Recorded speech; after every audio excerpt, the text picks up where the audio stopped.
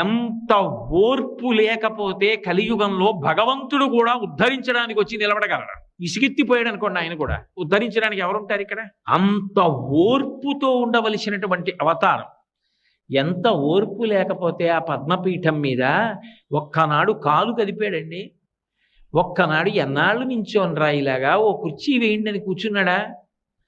పడుకున్నాడా? నాకు ఇంతే సమయమా, ఎన్ని వేల మందిలా వస్తూ ఉంటారా, ఎంతమందిని నేను చూడనరా అన్నాడా? అలా చూస్తూనే ఉంటాడు, అనుగ్రహిస్తూనే ఉంటాడు. ఎక్కడో ఉండి మొరలు పెట్టుకున్నా ఆపద మొక్కల వాడి కాపాడుతూనే ఉంటాడు, క్షమిస్తూనే ఉంటాడు. అంత ఓర్పుతో రావాలి అవతారం. అందుకే మొదటే ఓర్పు పట్టి వచ్చింది. రావడం అన్ని అవతారాల్లాగా రాలేదు. భృగువు వెళ్ళి తంతే సహించి బయలుదేరాడు. అందుకే మీరు చూడండి, మొదట దయ కలుగుతుంది ఎప్పుడు మనిషికి. దయ కదిలితే కార్యం నడుస్తుంది. నేను అలా వెళ్ళిపోతున్నాను అనుకోండి, ఏదో దేవాలయంలోకి వెళ్ళి హుండీలో 100 రూపాయలు వేద్దాం అనుకుని వెడుతున్నాను. వెడుతుంటే ఒక పిల్ల తల్లి కంఠం పట్టుకుని గట్టిగా కౌగులించుకుని ఏడుస్తోంది. అమ్మా, అన్నం తిని 3 రోజులైంది, బయట వడగాట్పులు, ప్రేగులు తిరిగిపోతున్నాయమ్మా, ఆకలిస్తోందంటే మంచినీళ్లు తాగమంటావు, ఇవాళ మంచినీళ్లు తాగితే వాంతి అయిపోతోంది, ఏమైనా పెట్టమ్మా అని కొడుతోంది తల్లిని. నాకే లేదు, నీకు ఎక్కడ పెట్టనే అంటోంది తల్లి. తల్లి ఏడిస్తే తట్టుకోగలరు, పిల్ల ఏడిస్తే ఎవరు తట్టుకోలేరు, ఎందుకంటే కపటం ఉండదు. అందుకే శంకరాచార్యులు వారంతటి వారు కనకధార చేస్తే పక్షి ఏడుస్తోంది అనలేదు, పక్షి పిల్ల ఏడుస్తోంది అన్నారు. విహంగ శిశం విషణ్ణే దుష్కర్మ ఘర్మమనీయ చిరాయ దూరం నారాయణ ప్రణయని నయనాంబువాహ అన్నారు. వెంటనే 100 రూపాయలు హుండీలో సాయంకాలం ఇయ్యచ్చు. గబగబా పక్కనున్న దుకాణంలోకి వెళ్ళి ఓ 2 రొట్లు కొని, 2 మంచినీళ్ళ సీసాలు కొని, ఓ 2 పళ్ళు కొని తీసుకొచ్చి ముందు ఆ చెట్టు కింద కూర్చుని నువ్వు తిని పిల్లకి పెట్టవమ్మా అని అవి ముందు ఆ తల్లికి పిల్లకి ఇచ్చి పెడతానా వెళ్ళనా? నా దయ కలిగింది, నా దయ కదిలింది. అసలు ఆ పరిస్థితిని చూడగానే అబ్బా బాబోయ్ ఇంత దారుణంగా ఉన్నారే అని దయ కదిలితే అక్కరకు రావాలి అని నాలో ఉన్నటువంటి ఒక క్రియ కదిలింది. ఒక పని చేశాను. ముందు కనపడని దయ కదులుతుంది, కనపడేటటువంటి కర్మ నడుస్తుంది. దయ కదలకపోతే కర్మ ఎలా నడుస్తుంది? ఈశ్వరుడు భూమి మీదకి రావాలంటే ముందు ఆయన దయ కదలాలి. ఎవరా దయ? అమ్మవారే. వేదాంత దేశికులని మహానుభావులు వారు అందరిలాగా లక్ష్మీ శతకము అలా శతకాలు చేయలే, ఆయన దయాశతకము అని చేశారు. ఆ శతకం పేరే దయాశతకం. దయాశతకం పరమాద్భుతమైన శతకం. ఇప్పటికీ పద్మావతి అమ్మవారి దేవాలయంలో అప్పుడప్పుడు అందులో శ్లోకాలు చదువుతూ ఉంటారు. అందులో ఒక అద్భుతమైనటువంటి మాట అంటారు. అమ్మ, అహమస్మి అపరాధ చక్రవర్తి. నేనెవరో తెలుసా? నేను చక్రవర్తినమ్మా. దేనికి? అపరాధములు చెయ్యడంలో నా అంత చక్రవర్తి లేడు. చక్రవర్తి అంటే విశేషమైనటువంటి ఐశ్వర్యం ఉంటుంది. నా దగ్గరే ఉందో తెలుసా? విశేష సంఖ్యలో చేసిన పాపాలు ఉన్నాయి, అన్ని అపరాధాలు చేశారు. అహమస్మి అపరాధ చక్రవర్తి త్వంచ గుణేన సార్వభౌమి. అమ్మా, నువ్వు సార్వభౌమురాలివి, నీ దగ్గరే ఉంది. మమ్మల్ని క్షమించడానికి కావలసినన్ని మంచి గుణాలు ఉన్నాయి, కాబట్టి నా అపరాధాలని నువ్వు క్షమించు తల్లి. కరుణే ఓ దయామూర్తి. అమ్మవారిని దయా అనే పిలుస్తారు. అందుకే దయ ఎక్కడుంటుంది మనిషికి? ఎవరైనా చెయ్యకూడని పని చేశాడు అనుకోండి, అలా ఓ పసిపిల్ల ఆడుకుంటూ వెడుతోంది, వెళ్ళి ఆ పసిపిల్లని గట్టిగా గిల్లేసి ఏడుస్తుంటే సంతోషపడ్డాడు అనుకోండి, నీకు దయలేదురా అని ఇలా చెయ్యో తలో చూపించారు. దయలేదురా నీకు, ఇట్లా ఆడుకుంటున్న పిల్లకి గిల్లి సంతోషపడతావు అంటారు. దయలేదా అని ఇక్కడ చూపిస్తారు. దయ ఎక్కడుంటుంది? పరమేశ్వరుడికి కూడా గుండెల్లోనే ఉండాలి. అందుకే ఈశానాం జగతోస్య వెంకటపతేర్ విష్ణోః పరాం ప్రేయసీం తద్వక్షస్థల నిత్యవాసరసికాం తక్షాంతి సంవర్ధినీం పద్మాలంకృత పణిపల్లవయుగాం పద్మాసనస్తాం శ్రియం వాత్సల్యాది గుణోజ్వలాం భగవతీం వందే జగన్మాతరం అంటారు. ఆవిడ రెండిటిని ఏకకాలంలో చేస్తూ ఉంటుంది. అందరం అపరాధాలు చేసి పెడుతున్నాం. ఎవరో మహాత్ములు కొంతమంది, మీ వంటి వారు పుణ్యాత్ములు ధర్మాత్ములు భగవంతుడు సంతోషించేటట్టు వెళ్ళవచ్చుగాక, కానీ నా వంటి వారి సంఖ్య ఎక్కువ ఉంటుంది కదా. అధర్మం చేసిన వాడు, ఆర్తితో ఉన్నవాళ్ళు ఎక్కువ మంది వెళుతుంటాం. వెళుతున్నప్పుడు భగవంతుడు ఏమిటి ఇంకా దీనికి అంతూ పొంతూ లేదా, రోజు రోజుకి పెరిగిపోతున్నారా అని విసుక్కోకుండా ఉండాలి అంటే ఓర్పు పెరుగుతూ ఉండాలి. అమ్మో, వేదాంత దేశికులు అద్భుతమైన మాట అన్నారు. సర్వసాధారణంగా ఆయుధాలని కూడా సానబట్టుకుంటారు. ఎందుకని అంటే అవి మొరటుగా అయిపోయాయి అనుకోండి, ప్రయోగించినప్పుడు పనిచేయద్దు. అందుకని వాటిని కూడా సానబట్టుకుంటారు. ఏదో ఇంట్లో కత్తులు చాకులు ఇటువంటివి సానబట్టుకున్నట్టు. సానబట్టుకోవడం ఎందుకు అంటే కూరగాయలు అవి తేలిగ్గా తరుక్కోవడానికి నా ఉద్దేశం, అన్య ప్రయోజనాలకని కాదు. కాబట్టి ఇంట్లో ఉన్న పదునైన పరికరములను సానపెట్టుకుని సిద్ధం చేసుకున్నట్టే ఈశ్వరుడు కూడా అప్పుడప్పుడు ఆయుధములను సానపట్టుకుంటూ ఉంటాట. చక్రం ఇటువంటివి.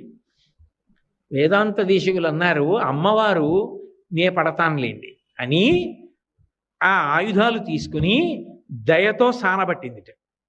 ఇప్పుడు దయతో సానబట్టింది కాబట్టి ఆ ఆయుధాలు వచ్చి తగిలినా మనం చెయ్యవు. అది తీసి ఆయన ప్రయోగిద్దాం అనుకున్నా ఆయనకి దయ కలుగుతుంది. తక్షాంతి సంవర్ధిని. ఆవిడిక్కడ కూర్చుని ఓర్పు పట్టండి, మరి కలియుగం కదా అని అలా చెప్తూనే ఉంటుంది. ఇంటి ఇల్లాలు మంచి మాటలు చెప్తోంది అనుకోండి, పోన్లిద్దరు ఓర్పు పట్టండి, మనవాళ్ళు కదా అంటోంది అనుకోండి, ఆయన ఉల్లాసంగా చేస్తాడు. మీకు ఎందుకంటారు ఇవన్నీ అని 10 మాటలు అందనుకోండి, అబ్బో ఇవన్నీ ఎక్కడ పడతానండి అని ఆయన అంటాడు. ఆమె వలన ఆయన పైకి కనపడదు, కానీ వెనక ఆవిడ ఉంటుంది. అలా తక్షాంతి సంవర్ధిని, ఆయన ఓర్పుని ఆమె పెంచుతోంది. మన పట్ల వాత్సల్యం ఈశ్వరుడు చూపిస్తున్నాడు. అప్పుడు గోవు తన కడుపున పుట్టిన దూడని మాంసాహారి కాకపోయినా మావిని నాలుకతో నాకినట్టు మన పాపములను ఈశ్వరుడు తొలగించి కాపాడుతున్నాడు. కాపాడడానికి ఆవిడ ముందు కదులుతోంది. కదలడం కూడా ఏదో సామాన్యంగా కదలడం కాదు. శ్రీగుణరత్న కోశంలో పరాశర భట్టర్లు ఒక అద్భుతమైన మాట అంటారు. ఐశ్వర్యమక్షరగతిం పరమం పదం వా కస్మై చితంజలి భరం వహతే వితీర్య అస్మైన కించిచితం కృతం ఇచ్చదాంబ త్వం లజ్జసే కథయకోయ ద్వార భావ అంటారు. త్రికరణ శుద్ధిగా ఎవరో వెళ్ళి అమ్మవారి దగ్గర ఇలా నమస్కారం పెట్టేట, అంజలి ఘటించాడు. త్రికరణ శుద్ధిగా పెట్టాడు నమస్కారం. నువ్వు ఇంత త్రికరణ శుద్ధిగా నాకు అంజలి ఘటించావు, ఇహలోకమునందు నువ్వు సమస్త భోగములను అనుభవించు ఇస్తుందిట. 3 తరాలు చూడు, దీర్ఘాయుష్మంతుణ్ణి చేస్తుందిట, ఆరోగ్యం ఇస్తుందిట, తేలికగా శరీరం నుంచి విడిపడేటట్టుగా చేస్తుందిట. బాగా అర్థం అవ్వాలి అంటే, కొద్దిగా కలిపి చెప్పాలి అంటే, శ్రీమన్నారాయణుడితో కలిసి భూమి మీదకి వచ్చి శరీరం విడిచిపెట్టేసిన తరువాత ఆ జీవుణ్ణి చెయ్యి పట్టి విమానంలోకి ఎక్కించుకుని వైకుంఠానికి తీసుకెడుతుంటే జీవుడు చుట్టూ చూసి, స్వామి మీ దర్శనం అయింది, సంతోషం, మా అమ్మేది అని అడిగితే, నువ్వు ఒక రోజు త్రికరణ శుద్ధిగా అంజలి ఘటించావు, అంజలి ఘటిస్తే నీకు ఇహలోకమునందు ఐశ్వర్యం ఇచ్చాను, 3 తరాలు ఇచ్చాను, ఆరోగ్యం ఇచ్చాను, దీర్ఘాయుర్దాయం ఇచ్చాను, తేలికగా శరీరం నుంచి విడివడిపోయే అదృష్టం ఇచ్చాను, శ్రీవైకుంఠానికి తీసుకెడుతున్నాను, ఇంతకన్నా నేను ఇంకా ఏమీ చెయ్యలేకపోయానని సిగ్గుబడి ఎర్రబడిన ముఖంతో అదిగో తెర పక్కన నించుందంటే, త్వం లజ్జసే కథయకో యజుదార భావ జ్ఞానక్రియా భజన సంపత కించనోహం ఇచ్చాధికార చకనానుశయా అనభిజ్ఞ అంగాసి దేవి వయోరపి దుస్సహాని బద్ధామి మూర్ఖచరితత్తవ దుర్భరోస్మి అంటారు. ఆ తల్లి అంతటి దయాగుణంతో ప్రసన్నురాలై ఉంటుంది. అందుకని ఆమె ముందు కదలాలి. ఆమె ముందు కదిలితే ఇంత గొప్పగా కలిపురుషుడు పాడు చేస్తూ ఉంటే వాళ్ళకు అక్కరకి రావడానికి నేను ఎడుతున్నానని ఆయన కదలడానికి అవకాశం ఉంటుంది. ముందు దయ కదిలితే ఆయన కదులుతాడు. అందుకని ఆమె కొల్హాపురం వచ్చింది, ఆయన భూమి మీదకి వచ్చాడు. అంటే దయ కదిలింది అని అర్థం చేసుకోవాలి. అంతేగాని వాళ్ళు కూడా దెబ్బలాడుకున్నారండి అని పౌరాణిక భాషను జాగ్రత్తగా అన్వయం చేసుకోవాలి. అంతేగాని కథగానే అర్థం చేసుకుని వాళ్ళు దెబ్బలాడుకున్నారు, మేము దెబ్బలాడుకోకూడదా అన్న మాట అన్వయం చేసుకోమని కాదు. కాబట్టి ఆయన బయలుదేరి భూమి మీదకి వచ్చాడు. వచ్చినటువంటి వాడు దక్షిణ దేశంలో ఉన్నటువంటి వెంకటాచలం దగ్గరికి వచ్చి అక్కడ ఉన్నటువంటి ఒక చింత చెట్టు కింద ఉన్న పుట్టలో ఉన్నాడు. అవతార ప్రకటనం చెయ్యలేదు వెంకటేశ్వరుడిగా, అందులోనే ఉండిపోయాడు. లక్ష్మీదేవి ముందు కదిలింది, వెనక వెంకటేశ్వరుడు కదిలాడు. కారణం ఆయన యొక్క అపారమైన ఓర్పు. అయితే విచిత్రం ఏమిటంటే నిజానికి వెంకటేశ్వరావతారం ప్రకటన అయిపోయిన సమయంలో కూడా ఎంత ఓర్పు పట్టాడంటే గొడ్డలి దెబ్బతిని అవతార ప్రకటన చేశాడు. గుండెల మీద తంతే వైకుంఠం నుంచి కదిలాడు ఓర్పు పట్టి. గొడ్డలి పెట్టి నెత్తి మీద కొడితే 7 చెట్ల ఎత్తు రక్తం పైకి లేచింది. ఎందుచేత అంటే బ్రహ్మాధేను శివోవత్సౌ గోపాలీ కమలాలయా అంటారు. బ్రహ్మగారు ఆవయ్యాడు, శివుడు దూడయ్యాడు. ఆ ఆవుని దూడని తీసుకొచ్చి చోళరాజుకి అమ్మడానికి ఆ ఆవుని దూడని అమ్మేటటువంటి వనితగా లక్ష్మీదేవే కొల్హాపురం నుంచి బయలుదేరి వచ్చింది. అమ్మారు. అసలు వచ్చింది ఎందుకు? ఈయన ఎక్కడున్నారని వెతుకుతున్నారు వాళ్ళు.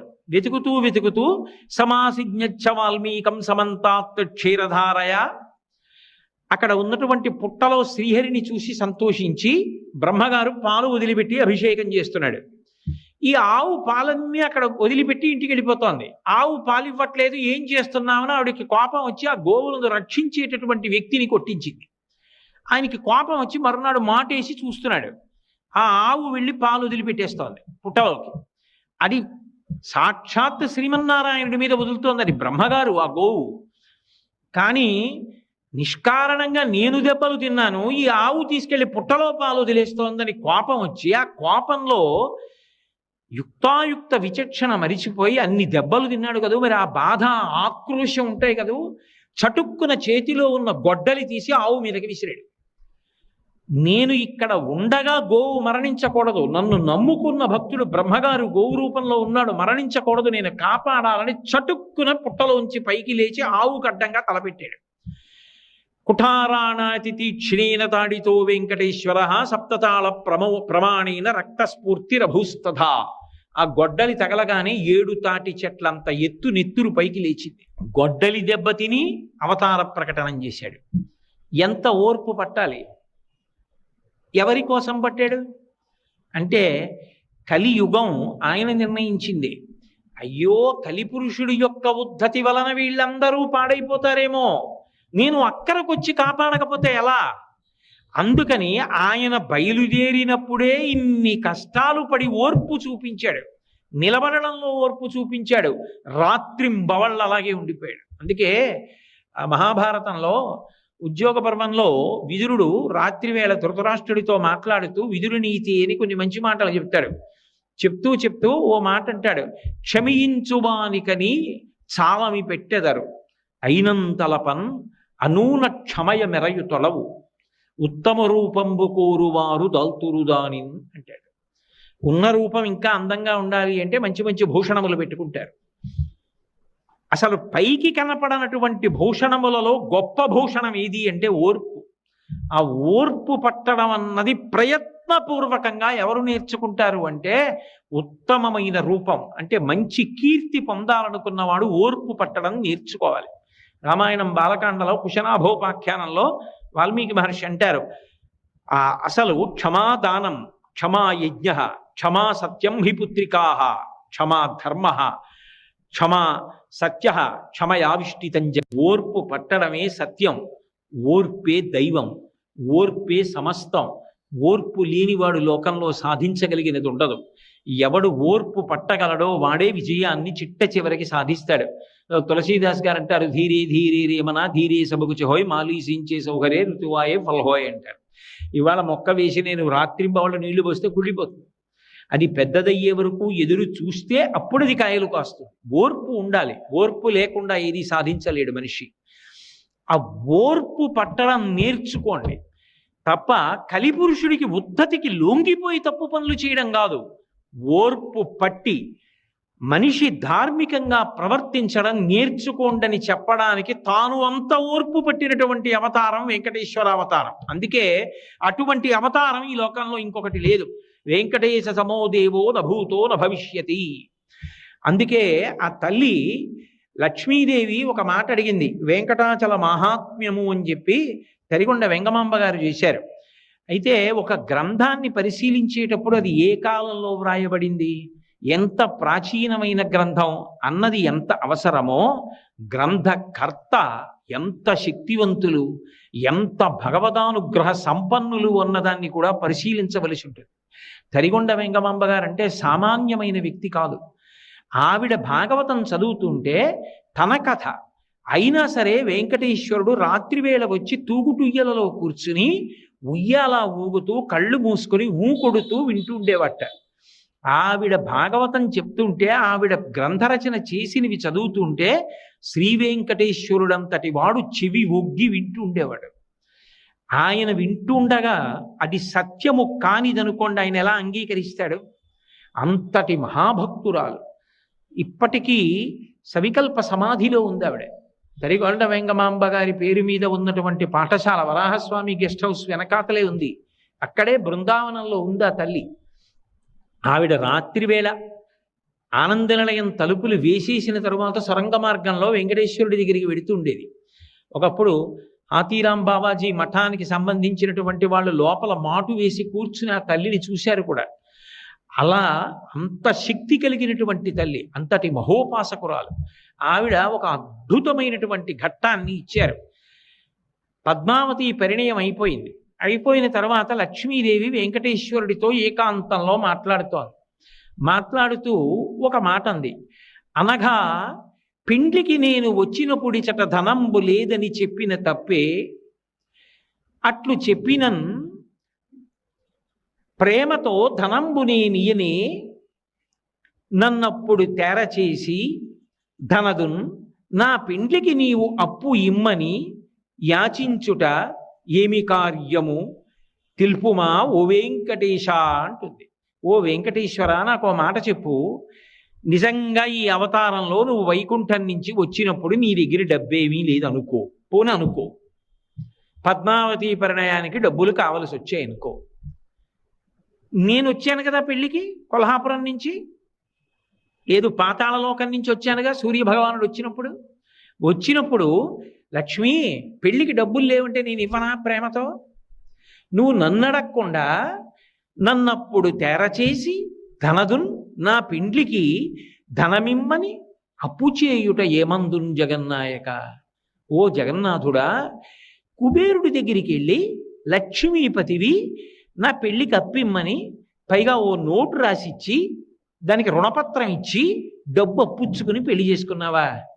ఎందుకు చేసేవాలా అని అడిగితే ఆయన అప్పుడు ఒక మాట చెప్పాడు. లక్ష్మి, నువ్వు డబ్బు ఇవ్వలేవని కాదు, నేను డబ్బు సృజించలేక కాదు. నేను శ్రీయప్పతిని, నువ్వు నా భార్యవి. ధనము లేక కాదు అప్పు చేసింది, అది మిష. నిజానికి నేను ఎందుకున్నానో తెలుసా? కలియుగంలో ఇక్కడే. దానికి ఒక కారణం ఉంది. శ్రీవైకుంఠ విరక్తాయ స్వామి పుష్కరిణీతటే రమయా రమమాణాయ వెంకటేశాయ మంగళం. శ్రీవైకుంఠం మీద విరక్తి పుట్టింది. కారణం భోగాలు తక్కువై కాదు. అయ్యో, ఈ యుగంలో కలిపురుషుడి ఉద్ధతి వలన ప్రజలందరూ ఇంత బాధపడుతుంటే వాళ్ళని కాపాడడానికి నేను అక్కడ ఉండకుండా ఇక్కడ కూర్చుని ఏం చేస్తాను?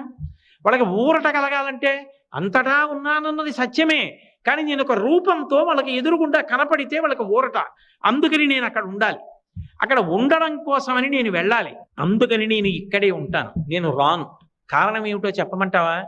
కలియుగంబున ప్రజలు పాపకర్మంబులనరించి రోగాది తాపత్రయముల్ కలుగగా వెరచి తత్కాలంబునందు నన్ను పేర్కొనుచు పలు మొరల్ పెట్టినప్పుడు వచ్చువారి ఆపదల తీర్చి వారి బ్రోవక ఊరకుండుట నాకు నీతి కాదు. పాపంబుపైకి ఆకర్షణంబు చేసి వచ్చు ఆపదల తీర్చి ధనము ఈ కొండపైకి రప్పించి నిస్పృహుండనగుచు అజ్ఞులైన జనులకిప్పింతు నచలమతిని. ఎందుకుంటానో తెలుసా? ఇక్కడ ఈ తిరుమల క్షేత్రంలో, ఈ ఆనంద నిలయంలో నేను ఎందుకు ఉండిపోయానో తెలుసా లక్ష్మి? ఎందుకు అప్పు తీసుకున్నానో తెలుసా? ఎందుకు వడ్డీ కడుతున్నానో తెలుసా? కలిపురుషుడి యొక్క ఉద్ధతి వలన అనేకమైన పాపములు చేస్తారు ప్రజలు. ఆ పాపములు చిన్న చిన్నవైతే వాళ్ళ కార్యక్రమాలను ఇబ్బంది పెట్టనటువంటి చిన్న చిన్న రోగములుగా పోతుంటాయి. కానీ అసలు పెద్ద పెద్ద పాపములైతే ఏం చేస్తాయంటే ఏ కార్యమును చేయడానికి శక్తి లేని స్థితిలో ఆ పాపము బాధ పెడుతుంది. పైగా ధనం విశేషంగా క్షయమైపోతుంది. గొప్ప బాధని శరీరంలో పొందుతూ ఉంటాడు. దాని వలన ఎన్ని ఉన్నా మనశ్శాంతి ఉండదు. అటువంటి రోగముల చేత బాధపడుతూ ఉంటారు. కలియుగంబున ప్రజలు పాపకర్మంబులనురించి రోగాది తాపత్రయములు కలుగగా వెరచిత కాలంబు నన్ను పేర్కొనుచు పలు మొరలు పెట్టినప్పుడు ఆ రోగాలు కలిగి విశేషమైన బాధలు కలిగి అప్పుడు బాధ ఒక్కడే అనుభవించలేడు. అప్పుడు ఏం చేస్తాడంటే నన్ను తలుచుకుంటాడు.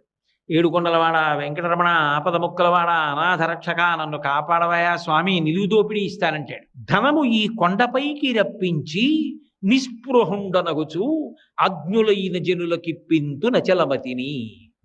ఎందుకుంటానో తెలుసా? ఇక్కడ ఈ తిరుమల క్షేత్రంలో ఈ ఆనంద నిలయంలో నేను ఎందుకు ఉండిపోయానో తెలుసా లక్ష్మి? ఎందుకు అప్పు తీసుకున్నానో తెలుసా? ఎందుకు వడ్డీ కడుతున్నానో తెలుసా?